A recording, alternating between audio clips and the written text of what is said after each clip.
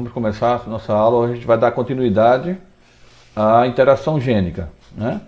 A gente fez uma parte na semana passada, agora a gente vai fazer a segunda parte. Deixa eu... Pronto. Então, a gente dando continuidade à interação gênica, a gente viu na aula anterior a interação gênica com genes complementares e a herança quantitativa. Hoje a gente vai ver epistasia, né? A interação gênica epistática. Então, epistasia é quando um gene, ele pode ser dominante ou pode ser recessivo. Ele interfere na ação de outro par de gene. Então, tem-se dois pares de gene. Um par de gene, ele é chamado de epistático quando ele impede que o outro par de gene expresse a sua característica. Tá? Então, vamos dar um exemplo. Um par de gene condiciona cor de flores. O gene dominante condiciona a cor vermelha e o gene recessivo a cor amarela.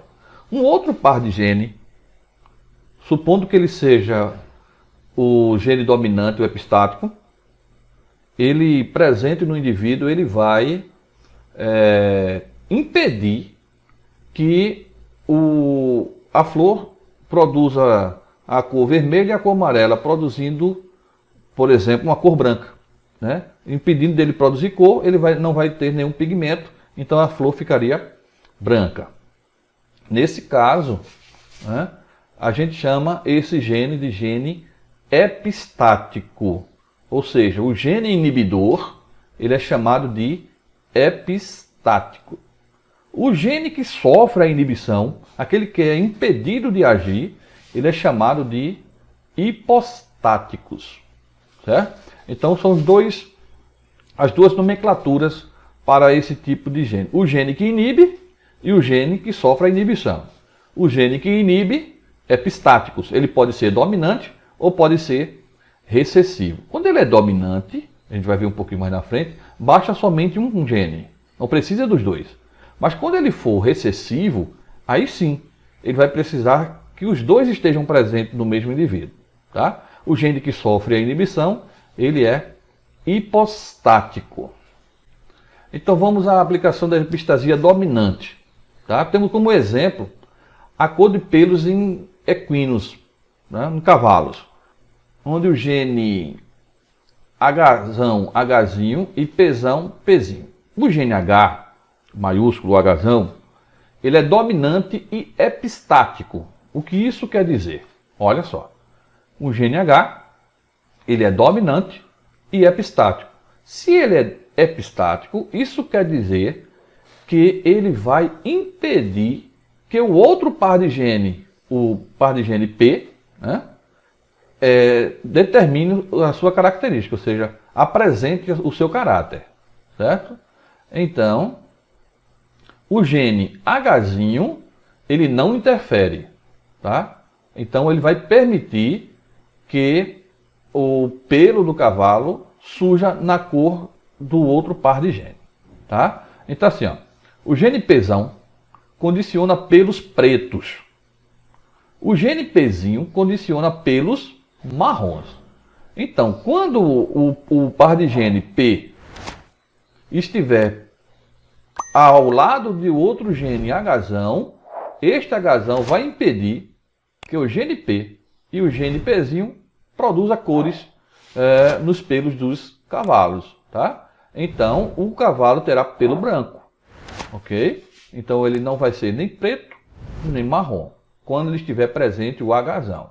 Então, se eu tenho um gene dominante como epistático, eu tenho uma epistasia dominante, tá? Eu tenho uma epistasia dominante, nesse caso, certo? Então, vamos considerar o cruzamento entre dois indivíduos, Hzão, Hzinho, Pzão, Pzinho.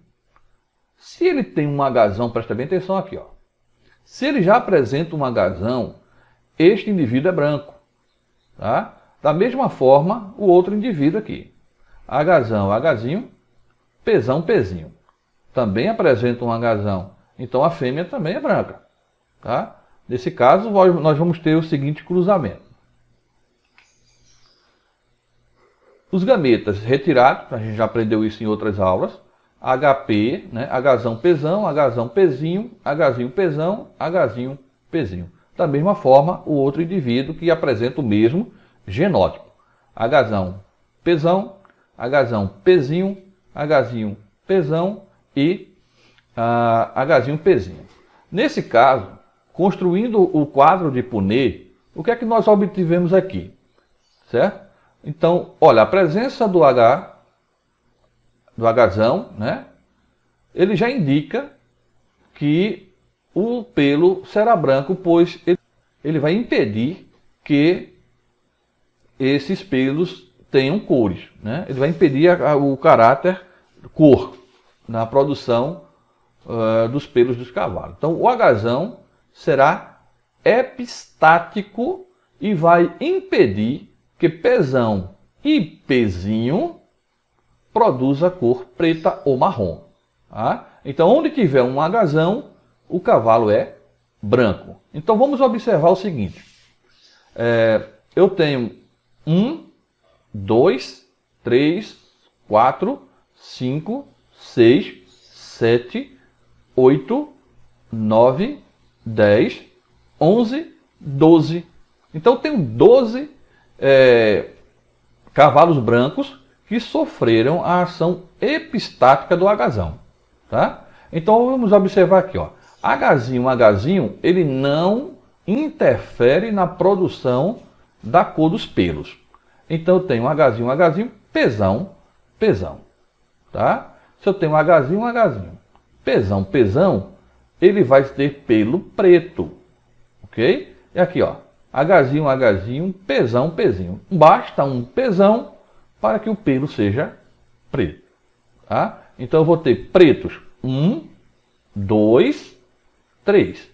E apenas um marrom, que é o Hzinho, Pzinho.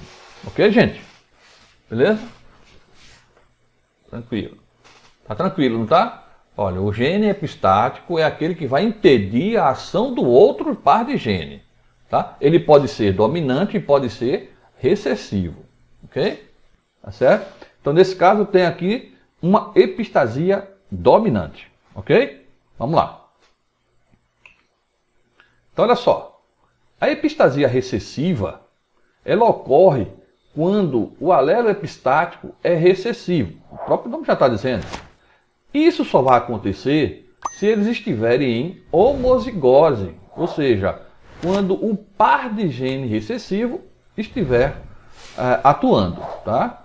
Então, nesse caso, eu tenho como exemplo a cor dos pelos dos camundongos. Certo? Então, o pelo P produz pelos agouti. O pelo agouti é o pelo selvagem, é aquele que iniciou, né? É o primeiro pelo. O par de gene Pzinho produz pelos pretos. Ok? Então eu tenho Pzão para o pelo agouti, o pelo selvagem, e Pzinho para o pelo para o pelo preto. Tá? Aí tem um outro par de gene situado em outro cromossomo, Czão, né? Que o Czão permite a formação dos pigmentos. Tá? Então, nesse caso, o gene dominante presente no indivíduo permite a formação do pigmento agouti e o pigmento preto. Ok? Então, Czinho, se ele estiver presente no indivíduo, vai inibir a formação de pigmentos. Nesse caso, somente quando Czinho estiver presente no indivíduo é que vai deixar de produzir pelo agouti e pelos pretos. Certo? Tranquilo? Aqui eu tenho o cruzamento, né, dos camundongos. Um camundongo agouti, Pzinho, Czinho. Olha, ele é agouti. Por quê? Porque ele tem um Czão e um Pzão. Tá? Se aqui fosse 2 Pzinho, ele seria preto. Mas ele é agouti, heterozigoto, né? Pzinho, Czão. é cruzado com uma camundonga, também agute, heterozigótica, Pzão, Pzinho, Czão, Czinho. Beleza? Então, fazendo cruzamento, a gente vai ter aquela mesma proporção, tá? Dos cruzamentos aqui, do genótipo. Quanto aos fenótipos, aí sim já começa a aparecer uma diferença. Observe o seguinte, que para o fenótipo dos dominantes, né, da epistasia dominante, eu tinha 12 por 3 por 1. Aqui no caso da epistasia recessiva, eu vou ter uma diferença na apresentação desses fenótipos. Tá? Então vamos observar. Se eu tenho um Czão, produz pigmento. Tem? Se eu tenho um Pzão, ele é agute. Se eu tenho um Pzinho, ou seja, 2 Pzinhos, ele é preto. Então vamos lá. Na epistasia recessiva, eu vou ter Pzinho, aliás, Pzão, Czão, certo? Tá, agute, agute, agute, agute, agute. Aqui não pode ser agute porque tem um par de Czinho, certo? Aqui Pzão e um Czão, agute, Pzão com 2 Pzinho. 2 Pzinho quer dizer o quê? Aliás, 2 Czinhos quer dizer que ele não vai produzir pigmento. Então ele será branco. Ok? Então olha só. Pzão, Czão, ele é agute. Pzão com Czão, agute. Pzinho com Czão, ele é preto. Agora sim apareceu o caráter preto. Né? Aqui, ó. Pzinho com um Czão, preto. Na última linha eu tenho Pzão e Czão, agute. Pzão, ó, Czinho, ele não pode ser nem preto, nem agute. Ele vai ser branco. Aqui ele vai ser o quê? Preto, porque tem 2 Pzinho, um par de Pzinho e um Czão. E por fim, Pzinho, Czinho. Aí esse Czinho vai impedir que esse animal aqui seja de pelo preto. Então eu vou ter 9,16 agute, 3,16 pretos. E juntar esses dois aqui, ó, 3,16 Pzão indiferente do segundo alelo, com Czinho, com 1,16 Pzinho, Czinho. Então esses 4 aqui serão brancos, certo? Então eu vou ter numa proporção de 9 por 16, 3 por 16 pretos, né? 9,16 agute, 3 por 16 pretos e 4 por 16 brancos. Beleza? Podemos dar sequência? Esse assunto é muito simples, gente. Muito facilzinho. Né? É só saber que um gene interfere na cor do outro. Se ele está presente, vai interferir. Então vai deixar de produzir aquela proteína. Então vamos dar sequência. Além de ter a epistasia dominante e a epistasia recessiva, existe um fato em que o indivíduo pode ser duplo recessivo. Tá? A epistasia pode ser dupla recessiva. Então, o que é isso? É quando o par de alelo recessivo e o outro par de alelo também recessivo são epistáticos. Tá? Então, o cabo não tem para onde correr. Teve um par de alelo recessivo de um caráter e o par recessivo do outro caráter, então todos eles vão ser epistáticos. Vai impedir a ação do outro. Tá? Isso nós chamamos de recessiva duplicada ou duplamente recessivo. Certo? Então, ó, quando é que isso ocorre? Quando a presença de qualquer um dos genes em homozigose recessiva tem efeito epistático sobre o outro par de alelo com segregação independente. Então lembre-se que toda essa epistasia, toda a interação gênica, eles estão em cromossomos separados. Por isso a segregação independente. Tá? Certo? Então, que se eles fossem no mesmo cromossomo, eles seguiriam juntos. Ok? Então, como são segregação independente, eles estão em cromossomos separados, diferentes. Então, na aplicação, um caso comum, né, que a gente pode citar é a epistasia recessiva quanto a surdez congênita na espécie humana. Então, a pessoa que é surda, ela pode ser de uma situação congênita, ou seja, do nascimento, e aí ela pode ter o par de gene Dzinho ou Ezinho. Tá? Onde se tem um Dzão e um Ezão, o indivíduo não é surdo. Tá? No mesmo indivíduo, assim, Dzão e Ezão juntos. Não é somente Dzão, aí tem um outro Ezinho aqui, não. Dzão e Ezão juntos, o indivíduo tem audição normal. Agora, se ele tiver pelo menos um par de Dzinho ou um par de Ezinho, aí ele é surdo. E se ele tiver os dois, então aí ele é surdo de verdade mesmo. Então, olha só. Nesse cruzamento, Dzão, Dzinho, Ezão, Ezinho, a pessoa tem audição normal. Por quê? Porque ele tem pelo menos um Dzão e pelo menos um Ezinho. Mas esse indivíduo é heterozigoto para a surdez, tanto no D quanto no E. Da mesma forma, acontece com o outro indivíduo, que é Dzão, Dzinho, Ezão, Ezinho. Ele é normal, tem audição normal, mas ele vai ser heterozigoto para surdez também, tanto no Dzinho quanto no Ezinho. Ok? Vamos em frente. Professor, não consegui entender. E foi. Como assim? Na parte da surdez, eu me perdi um pouco. O senhor poderia repetir? Posso. Vamos lá. Obrigado. Olha, eu tenho dois pares de gene, certo? Atuando. Fala, não me diga! O par de gene D e o par de gene E.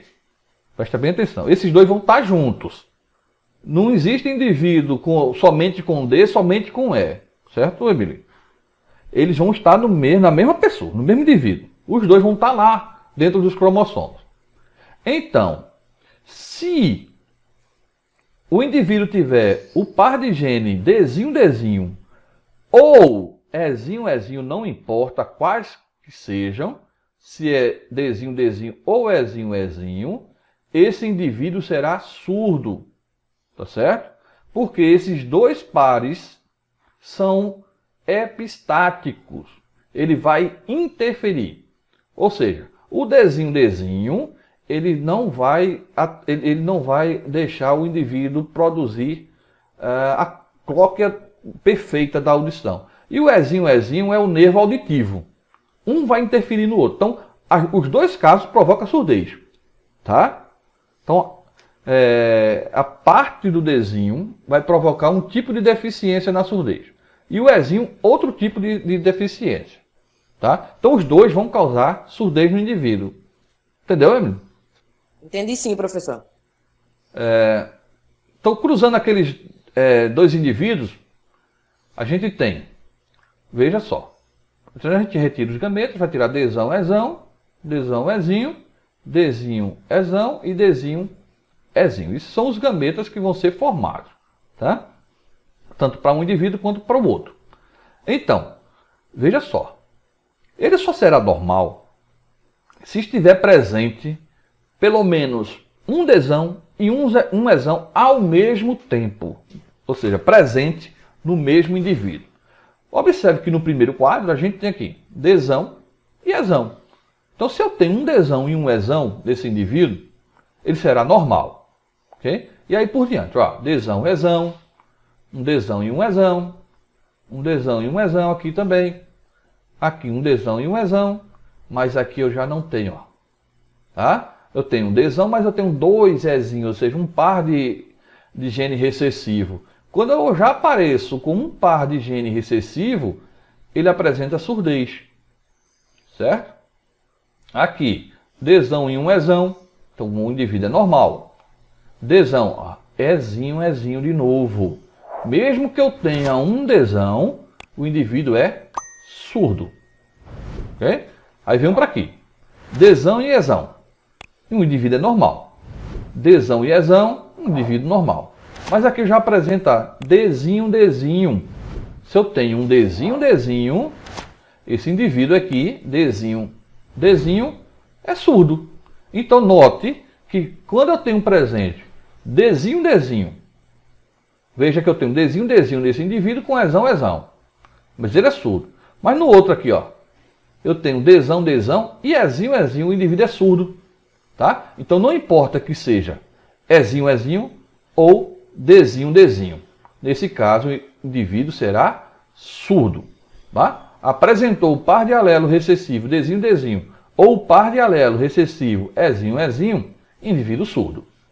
Okay? Então, onde tiver Dzinho, Dzinho ou Ezinho, Ezinho, o indivíduo será surdo. Então, nós contabilizamos aqui 9 indivíduos que apresentaria audição normal. Tá? E 7 indivíduos que seriam surdos. Ó, 1, 2, 3, 4, 5, 6, 7.